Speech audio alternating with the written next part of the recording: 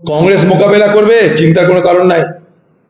ওসব কংগ্রেস পার্টির দপ্তর মস্তানি আমরা মানবো না। এই তো আমরা পার্টি বলতে আছি, কেউ আসুক না দেখি। আজকে পশ্চিমবাংলার গণতন্ত্রের ইতিহাসে একটি অন্যতম কালো দিন। কেন কালো দিন আমি নিশ্চয়ই আমার এই ভিডিওতে সবটাই বলবো। অল্প পরিসরে আপনাদের ধৈর্যচ্যুতি না ঘটিয়ে বলবো, তবে ভিডিওটা শেষ অবধি দেখুন। আপনাদের মতামত অবশ্যই জানাবেন এবং চ্যানেলটাকে যদি ভালো লাগে আমারই, তাহলে অবশ্যই একটু সাবস্ক্রাইব করে পাশের বেল আইকনটাকে প্রেস করে দেবেন।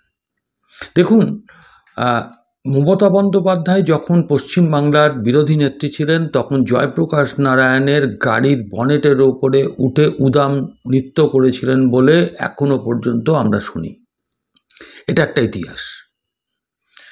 মমতা বন্দ্যোপাধ্যায়ের ভাইপো, অনেকে ওনাকে কয়লা ভাইপো বলে, তো সেই অভিষেক বন্দ্যোপাধ্যায় সাংসদ, তিনি 100 দিনের কাজ কেন্দ্রীয় সরকার বন্ধ করে দেওয়ার জন্য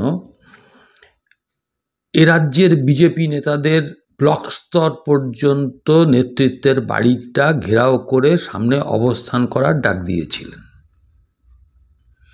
এ রাজ্যের বর্তমান মুখ্যমন্ত্রী মমতা বন্দ্যোপাধ্যায় তৎকালীন বামফ্রন্ট আমলের বিরোধী নেত্রী বুদ্ধদেব ভট্টাচার্যের বাড়ির সামনে অবস্থান করেছিলেন।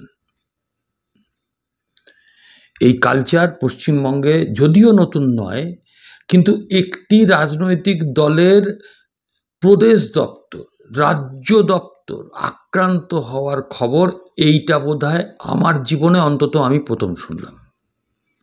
আপনারা যদি শুনে থাকেন নিশ্চয়ই কমেন্ট সেকশনে জানাবেন। আমার ভুল, আমি মাথা নত করে মেনে নেব। আজকে সকাল 11টার সময় এক সময় কংগ্রেসের দাপুটে নেতা ডক অঞ্চলের, বর্তমানে বিজেপির রাকেশ সিং, তার বিরুদ্ধে অভিযোগ যে তিনি সকাল 11টা নাগাদ বিজেপির পতাকা নিয়ে প্রদেশ কংগ্রেস দপ্তর, যেটা সিআইটি রোডে আছে, সেই দপ্তরে তখনও নেতারা কেউ সেভাবে আসেননি, কিছুটা ফাঁকা ছিল, সেই সময় এসে রাহুল গান্ধী সহ কংগ্রেস নেতৃত্বের ছবিগুলোকে কালিমালিপ্ত করে, ছবিগুলোকে ছিঁড়ে ফেলে এবং প্রদেশ কংগ্রেসের দপ্তরে ঢুকে ব্যাপকভাবে ভাঙচুর করে। কর্মীরা যারা সেই সময় উপস্থিত ছিলেন তারা রীতিমতন আতঙ্কিত হয়ে এন্টালি থানায় ফোন করেন, পুলিশ আসে না। এখন আমার মনে পড়ে যাচ্ছে যে ঋতব্রত বন্দ্যোপাধ্যায়, এখনকার তৃণমূল কংগ্রেসের শ্রমিক সংগঠনের নেতা, যিনি চাটা নেতা বলে, কোট আনকোট চাটা নেতা বলে অভিহিত, যাকে সিপিএম লাথি মেরে বের করে দিয়েছিল দল থেকে, সেই ঋতব্রত বন্দ্যোপাধ্যায় একবার অমিত মিত্রের হেনস্থার কারণে সিপিএম থেকে বহিষ্কৃত হন, কিন্তু তৃণমূল তাকে নিজের দলে রেখে একটি শ্রমিক সংগঠনের মাথায় রাখেন। তা ঋতব্রত বন্দ্যোপাধ্যায় যেদিনকে অমিত মিত্র তৎকালীন রাজ্যের অর্থমন্ত্রীকে হেনস্থা করেছিলেন, সে সময় কিন্তু ওই রাতে 1200 সিপিআইএমের আঞ্চলিক দপ্তরগুলো, এমনকি কিছু কিছু জেলা দপ্তরও আক্রান্ত হয়েছিল। এখন দেখুন, আজকে যে ঘটনাটা ঘটল, রাকেশ সিংয়ের বিরুদ্ধে অভিযোগ, বিজেপির পতাকা নিয়ে আন্দোলন হয়েছে, এন্টালি থানা একেবারে ঢিলচড়া দূরত্বে অবস্থিত, 40-45 মিনিট পার হয়ে যাওয়ার পরও পুলিশ আসেনি। আসলে আরএসএসের মা দুর্গা এ রাজ্যের মুখ্যমন্ত্রী, তাকে সন্তুষ্ট রাখার জন্য পুলিশ আসেনি, ভাঙচুরটা সম্পন্ন করতে দিয়েছে। আমি আপনাদের সামনে যে কথাটা বলব সেটা হচ্ছে যে আজকে অবিলম্বে, আমি কংগ্রেসের সমর্থক নই, কিন্তু সর্বভারতীয় ক্ষেত্রে যখন রাহুল গান্ধীর বিহারে পদযাত্রায় লোক বাড়ছে, সমাবেশে লোক বাড়ছে, মানুষ সোৎসাহে অংশগ্রহণ করছে রাহুল গান্ধীর কথায় সাড়া দিয়ে, তখন বিজেপি প্রমাদ গুনছে রাহুল গান্ধী নাকি কোট আনকোট, আমরা জানি না, মানে সেভাবে আমরা এটাকে কোনো রাজনৈতিকভাবে অসম্মান বলে মনে করি না, ভোটচোর মোদি এ কথা বলেছে প্রমাণ সহকারে। আজকে সেই জন্য পাটনাতেও কংগ্রেসের কর্মীরা আক্রান্ত হয়েছেন বিজেপির দ্বারা, আর একই দিনে পশ্চিমবাংলাতেও রাকেশ সিং এককালে কংগ্রেস নেতা, আজকে তিনি আক্রমণ করলেন প্রদেশ কংগ্রেস দপ্তর।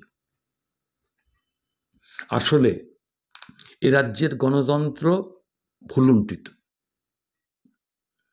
আমাদের রাজনৈতিকভাবে আক্রমণ প্রতি আক্রমণের পর্ব ছেড়ে দিয়ে এই কালচারটা এখন প্রতিষ্ঠিত করার চেষ্টা করা হচ্ছে যে দিদি মোদি সেটিংয়ের ফলে আজকে এই রাজ্যতে একে অপরের প্রদেশ দপ্তর ভাঙচুর, অবরোধ, নেতাদের আস্ফালন।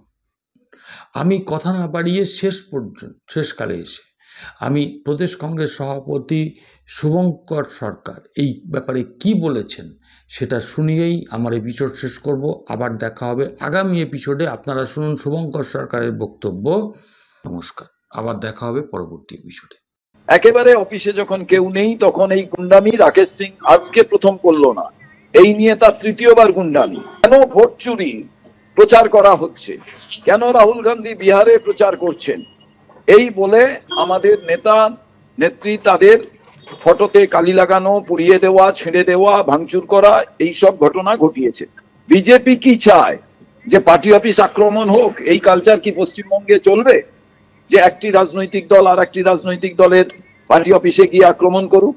তাহলে আমাদের লোকেরা গিয়ে বিজেপি দপ্তর আক্রমণ করুক। এবং কলকাতা পুলিশকে বলবো যে আপনাদের নাকের ডগা এন্টালি থানা, সেখানে এটা কি করে ঘটলো? তার মানে আপনারা কি এই রাকেশ সিং এর মতো যারা বারে বারে অ্যারেস্ট হয় এদের সঙ্গে যোগসাজশ আছে? তা না হলে অ্যালাউ করলেন কি করে? আমরা পুলিশ কমিশনারকে আমি বলেছি আইন হাতে তুলে নিতে চাই না, কিন্তু আপনাদের ভূমিকা আমরা দেখতে চাই। সারা বাংলা জুড়ে কালা দিবস পালন হবে, সারা বাংলা জুড়ে পথ অবরোধ হবে।